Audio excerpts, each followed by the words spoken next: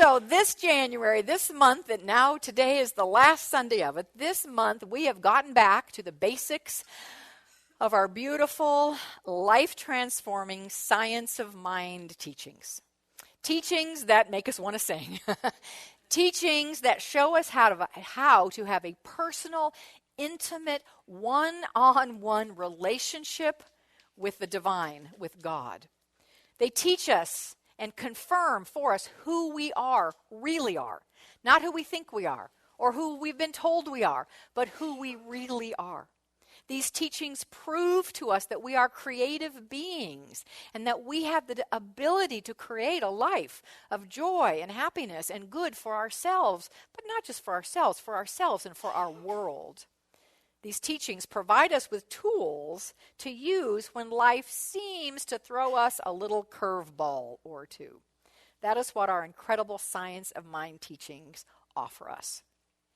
So we've gotten back to the basics this month by kind of digging into some concepts and some terminology that might sound a bit like a foreign language if you're not familiar with and haven't gone to classes and things for our science of mind teachings. There's even been a book, I said this last Sunday, that's been written, How to Speak Religious Science, because you just kind of need that to follow along. So that's what we've been doing this month, is How to Speak Religious Science. So I'm going to give you a quick piece of information, then I'll give you the lay of the land for this morning that we're going to do beautifully this morning. So first, and is it too hot in here? I see a number of people fanning. No. One person said no, but the rest said, too hot. All right. So we're going to adjust it a tiny bit, and then when you get too cold, you'll let me know you'll all start going like this, so then I'll know. So here's the thing. We use science of mind, we say science of mind, and we say religious science. So the question is, are those the same thing? Of course, they are the same thing. Do they mean exactly the same thing? No. Who said no? There's a little voice over here that said no. You are right about that, young man. They are not exactly the same thing. So you're going to be now so in the know here, just so you could just, you can dazzle your friends with this knowledge. Science of mind is the philosophy that we offer. Science of mind is the faith that we practice. Science of mind is our theology, if you will. And there is the book called The Science of Mind, which unfolds what we believe. There is also a monthly magazine called The Science of Mind that provides beautiful articles and then daily practices. This thing has been in continuous publication since 1927. So Science of Mind is the theology as well as the book and the magazine. Religious science is the denomination. Religious science is the church, the name of the church structure, the name of the denomination. So in actuality, if we were going to be very precise with our languaging, we would say that we are a religious science church and teaching center offering and practicing science of mind principles. Right? So now you know, because I know you've had that burning question forever. So today, this is what I want to do. I want to lay out one basic concept of our science of mind teachings that I haven't explicitly spoken of this month. So I want to do that. Very, very important to just have that basic. Then I'm going to very quickly go over the terms that we have explored. Then, because today is called What's Up, I want to know what questions do you have? I actually meant to tell you this before we got started here, to write down, but I forgot, so now I'm telling you. So there are little forms in the pew pocket in front of you, like blank strips of paper. If you have a question about our teachings, write it down. Write it down, like right now, or over the next 10 minutes or 5 minutes, write it down, and then I'll collect it, and I'll pull from the basket and answer what questions I can in the time I have. And I assure you that any questions I don't get to today, and I couldn't even begin to get all of them that were in first service, we will answer them as the year unfolds, I promise. So you'll definitely want to come back to make sure you're here when your question gets answered. So the first thing, to spend a moment looking at our one fundamental bottom line belief that is the foundation for everything we teach in science of mind at our religious science church. And it is that there is only one. There is only one. And I'm going to give a quote to you, and I'm going to ask anybody if you know where this came from. There is one God, the living Spirit Almighty, one indestructible, absolute, self-existent cause. This one manifests itself in and through all creation, but is not absorbed by its creation. The manifest universe is the body of God. It is the logical and necessary outcome of the infinite self-knowingness of God. Anybody knows where that comes from? Anybody know? It's from, thank you, Carrie. It's the chocolate that I don't have today, but if I did, I would toss it out to you. Carrie Sherman, one of our spiritual life coaches. It comes from a statement entitled, a series of statements entitled, What We Believe, that was written by our founder, Dr. Ernest Holmes. It's also often referred to as the Declaration of Principle. So that's the very first item. We believe in God, the living Spirit Almighty, one indestructible, absolute, and self-existent cause. So the fundamental belief that we have in our religious science churches is that there is not God and something. There is God as everything. Not God as something. Not God and something or anything. God as everything. Which leads us actually to the first term that we use. So now let's go to these terms, and that is the absolute. We talked about the absolute, capital A. What is the absolute? The absolute is simply another word for God, the source of all that is. So we define that. We also define the law, which is simply the way God works. It's kind of a mechanical process that simply says yes to whatever the intelligence of God wants to create. Or in us, we also plant our ideas into the law, and they are made manifest. Taking us to another word, which is demonstration. We talked about demonstrations. Demonstrations are just the result of the creative process, which is our second or third, fourth term here, the divine creative process, which is there's the idea of God, it's planted into the law, and it manifests or demonstrates as something. Right? Does that, so good. I'm not going to ask you if it makes sense because I just know that it does. To sum this up, to sum all of that up, I'm going to quote again from What We Believe. Ernest Holmes said, what we believe. We believe that there is a universal spirit, which is God, operating through a universal mind, which is the law of God, and that we are surrounded by this creative mind, which received the direct impress of our thoughts and acts upon it. We believe in the healing of the sick, through the power of this mind. We believe in the control of conditions through the power of this mind. We also talked about living the affirmative life. The affirmative life is living what the master teacher Jesus said when he said, judge not by appearances, but judge by righteous judgment. Righteous judgment is seeing the reality, capital R, the spiritual truth, which we'll get to in a minute, at the heart of all things. A statement from our What We Believe, our Declaration of Principles, would be, we believe that heaven is within us and that we experience it to the degree that we become conscious of it. When we become conscious of it, that's living the affirmative life. Consciousness was another thing we described. And consciousness is the totality of our being that we bring to the table of life. And there are 8 elements to consciousness, and I won't ask you to tell them to me because I don't want to take the time. I'll just tell them to you. They are our thoughts, our feelings, our beliefs, our attitudes, our values, our words, our actions, and our reactions. Those things combined make the totality of our beingness that we bring to life. Spiritual truth, the perfection of God resides in each and every one of you and in everything. That's the spiritual truth.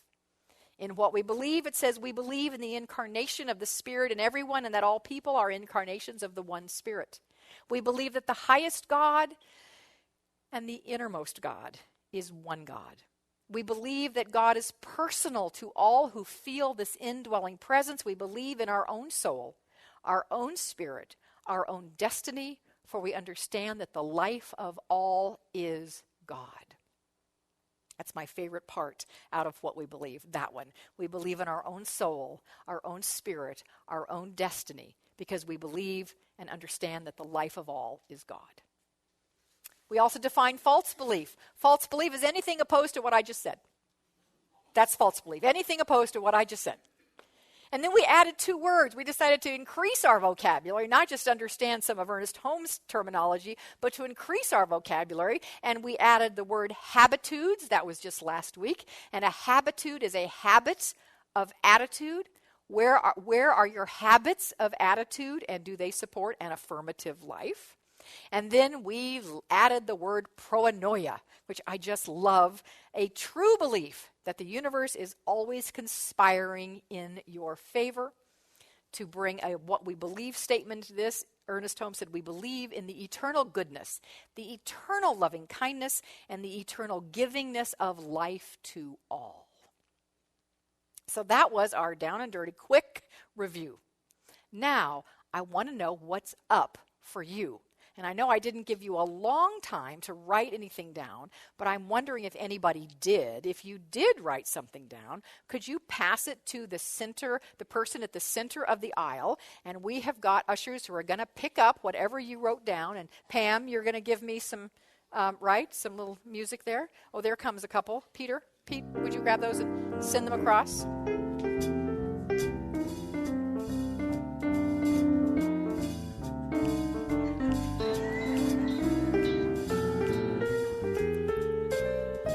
All right, bring them on forward. Thank you. All right, come on forward, you guys. Dance it up here, Rick. Dance it up here. Come on. Put them together. Oh, we got one more. Okay, very good. Come on, Rick. Come on. Don't have all day. Let's go. Hop it up. Thank you, sir. Thank you, sir, so much. Okay, da-da-da-da. Give them a hand. Thank you, band. That's amazing. You guys are good. All right. So I'm going to go ahead and take from here, and we'll add to the pile in a second. But all right, here is the first one. The first one says, thank you. I can't read it. This is a challenge with this one. I'm going to have to process that one, and I can't read it. So that's okay. We'll go to another one that I know I will be able to read here. Am I a participant in this life, or the designer of this life, or the creator of the life I experience? Whoa. Okay, well that's an easy, quick answer. Oh, yes. The answer is yes. Oh, I want to say this. I want to read it again. This is rich. Thank you, whoever wrote this. Am I a participant in this life, or the designer of this life, or the creator of the life I experience? And while I jokingly said yes, the answer to it is yes. We often say that we are co-creators of our life, because we're not in this alone. Right? It's not just me all by my little lonesome, my human me. No, I have the infinite universe in me, as me, around me, supporting me, with me, and through me. So am I doing this all by myself? No. Are you doing it all by yourself? No. Don't ever think that you are alone in this. But you have, and if you come to the Mae McCarthy workshop, and when she's going to be with us in February, she talks about the CSO, our Chief Spiritual Officer in our life, which is the divine, and consciously connecting with that. So are you a participant in this life? Absolutely. I hope so anyway. If you're not a participant, you're just sitting on the sidelines. What fun is that? There may not be as many bumps or challenges, but there's no fun in that either. And we're here to fully engage, live to the fullest, live out loud. So are you a participant? Yes. Are you a designer, a creator? Yes, I would say a co-designer, a co-creator of your life. I remember in the movie The Secret, if you remember that movie, Neil Donald Walsh had a piece in The Secret. And he said, a lot of people think that there is a divine blackboard somewhere, and God has written that, you're here to do and be an experience, and God has filled in the blank. And Neil Donald Walsh said, God hasn't filled in the blank. You're supposed to your job is to fill in the blank. So what is it that your heart calls? What is in your deepest desires? That is what the divine wants for you and is available to you to help you co-create that. I hope that answers that question. Here we go. In the quote from Ernest Holmes this morning, you described our ability to realize our heart's desire. How and where do I draw the line between responsibility and guilt? Oh, yummy question. Oh, yummy question. Where do I draw the line between responsibility and guilt? Many of us have grown up in a history, whether that was our spiritual history or our family history or cultural history, whatever it is, that said it isn't okay to have desires or wants. That we should not have that. We should set all that aside, put our treasure in heaven. You know, those who are downtrodden will be the ones rewarded. We've gotten that message. But we have a different message here. We have a message that as you live your life full and joyous and in abundance, whatever that looks like, that you are more fully expressing the divine. And the divine came here as you, in you, to have a full expression of life.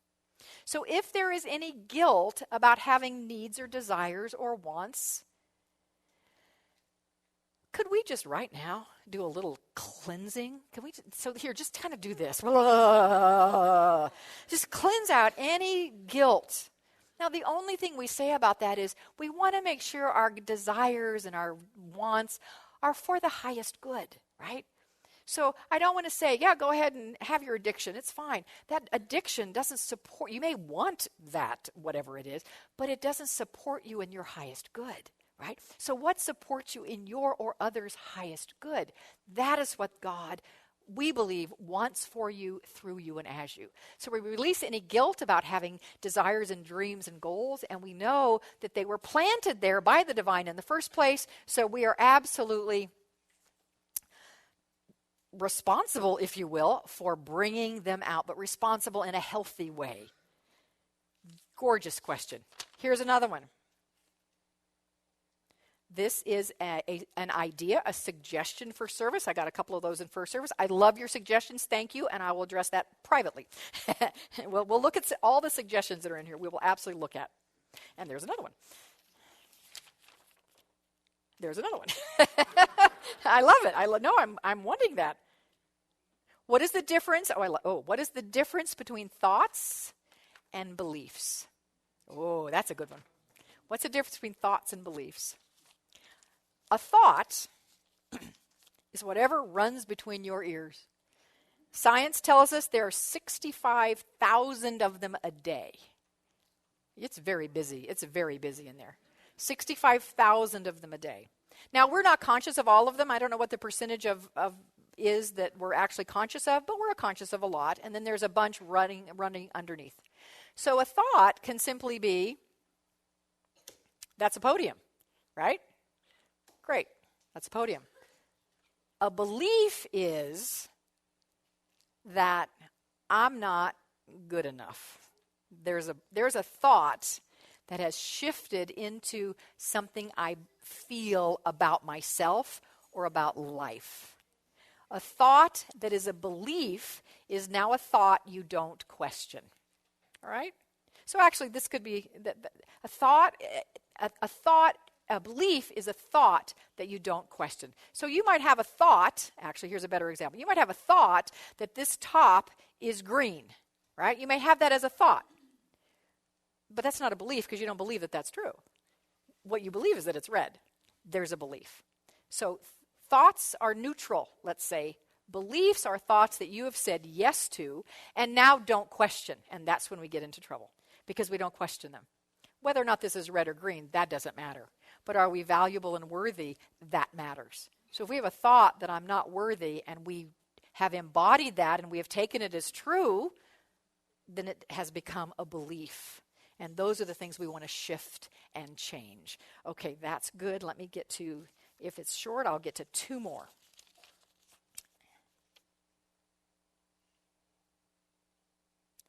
Oh, I love this. What can we do as a community to support, quote, the highest and best, unquote, people to be elected into office this year? That's a beautiful one.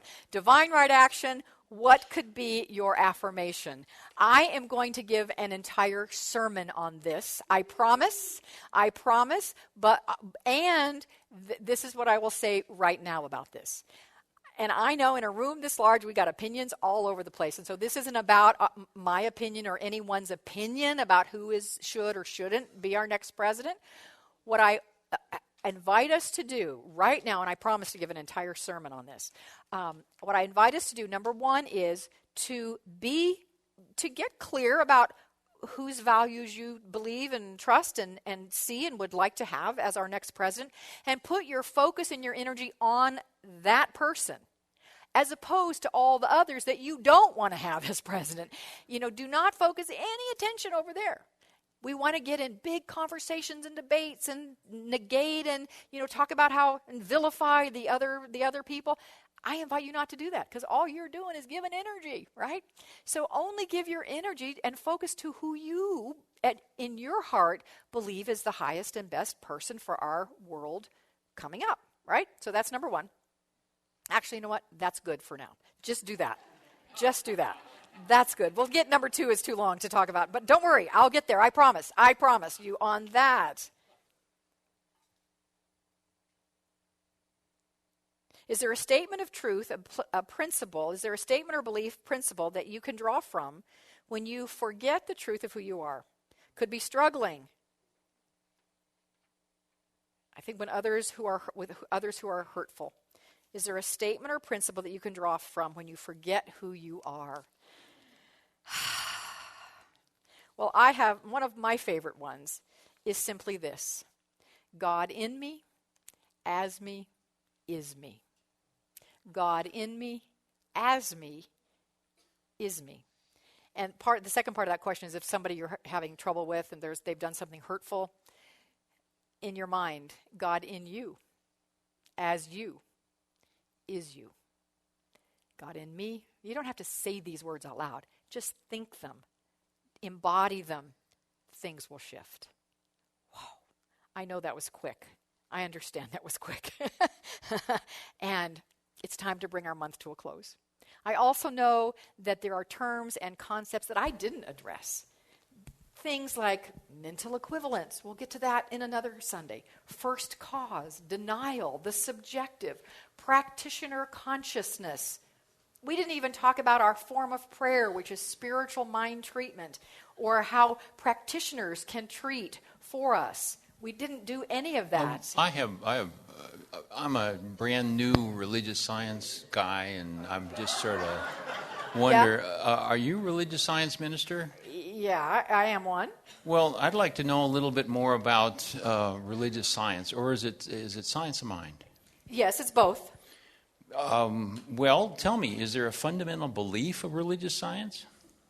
There is one. Oh, well, great. So tell me about your belief. There is one. Well, it's nice to know there is one, but what is it? That's it. That's what? That's our belief. So, are you going to tell me your belief? There is one. Well, you said that before. And we believe it. You do? Yeah, absolutely, every bit of it. So, all you're going to tell me about your belief is there is one. What else could you want to know? Well, I want to know about the spiritual belief of a religious scientist. There is one. So you're not going to tell me.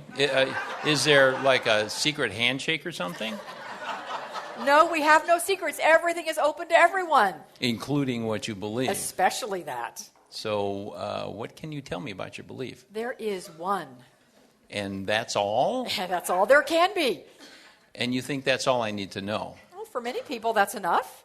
Well, if I want to know more, is there a book where I can learn about religious science? The Science of Mind. Well, don't you call your church religious science? Of course. So is there a book about religious science? The Science of Mind.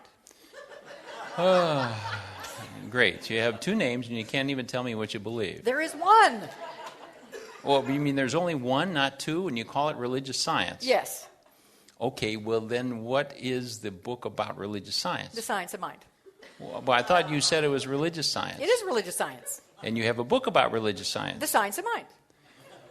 Well, I'm not getting anywhere here. How about a magazine? Is there a magazine about religious science? Science of Mind.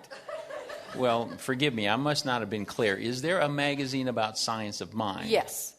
And what is it? Science of Mind. Yes? Yes. Science of Mind. Yes. Yes. The magazine. Yes. The Science of Mind magazine is called Yes. No. Well, then what's the magazine called? Science of Mind. Yes? Yes. That's the name of the magazine. Yes. So when I want the Science of Mind magazine, I ask for yes. No. No? Of course not. We have no yes. Well, I'm having a little trouble following this. I'm here to help. Oh, I'm getting a headache. We can help with your headache. You can help with a headache? We can help with all sorts of things. Well, wow. What's the treatment for a headache? Treatment. Well, that's what I asked. What is your treatment for a headache? Treatment. Well, that's what I want to know. And now you know. Well, now I know a treatment for a headache? Absolutely. Is an Absolute a vodka? Vodka will not help you with your headache. Well, then tell me about the treatment for a headache. Yes, it's a treatment. That's it? Absolutely. But that won't help with a headache. Treatment works wonders for a headache. And who administers this treatment? A bartender? No, of course not. Treatment is provided by a licensed practitioner. Oh, really? And how does someone become a licensed practitioner? They study to learn practitioner consciousness. So how many practitioner consciousnesses do you have? There is one. One consciousness? Of course. Only one? There is only one. Is this course brand new? No, it's been taught for years. So after all these classes, how many practitioner consciousnesses do you have? There's only one. Only one? There's only one. And you're proud of this? Very proud of that. It's what sets us apart. Do you have a lot of ministers? Oh, there are many of us. Do you ever have two ministers speak at the same time? Sure. So how do you decide who's on second? Who's on first? But that's a different story. Well, thanks for your time. I'm going to find a pagan so I can get some straight answers.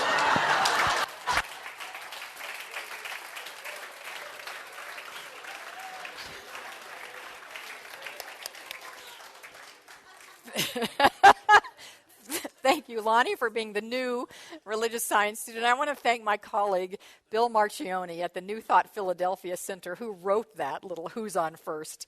There's only one skit. So thank you, Bill, for letting us share that this morning. There is only one. There is only one. Let us move into doing that thing called treatment right now. Let us pray.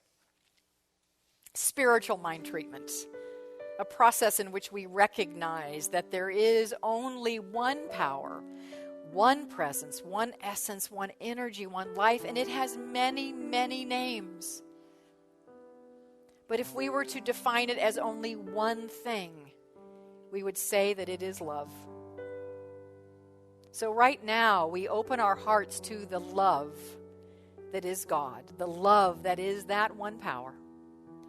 And know that love with a capital L lives and moves and has its being as each and every one of us. Whether we're expressing it or not is irrelevant. We are love in form. And I speak my word here this morning, and as I do, I activate that perfect law that only says yes for our highest good.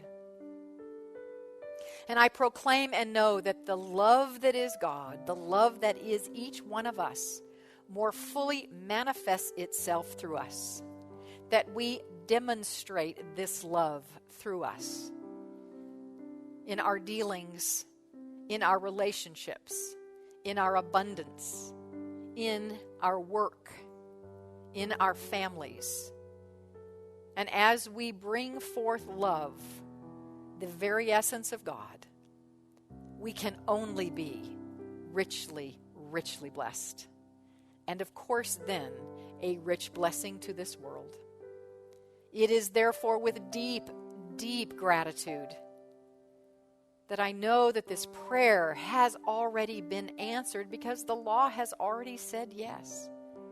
So with thanksgiving and a heart in celebration that it is so and manifesting in our lives, I release this prayer. I release it, I let it go. I plant the seed into the soil. I plant my word into the law and let it sprout and let it be and call it good. And together, let us say, and so it is. Amen.